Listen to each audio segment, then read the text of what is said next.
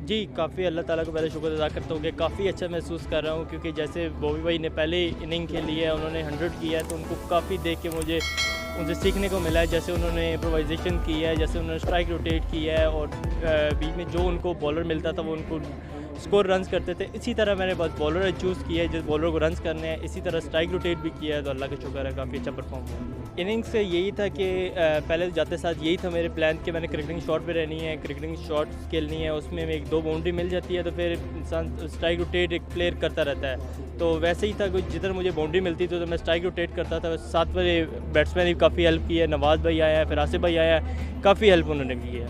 जी, काफ़ी कॉन्फिडेंस आया है। जैसे मैंने पहला मैच खेला है, पहले मैच में 50 किया है, मैंने मैच आया हूँ, और पहले मैच में यही बोला था कि मुझे इस चीज़ को मैं कैरी ऑन करना है। तो यही है कि ये आज के मैच से भी काफ़ी कुछ सीखने को मिलेगा, और इसी चीज़ को मैं कैरी ऑन करूँगा। इंशाल्लाह मैं अपनी तरफ से पूरी 100% कोशिश करूँगा, बाकी अल्लाह बेहतर जानता है।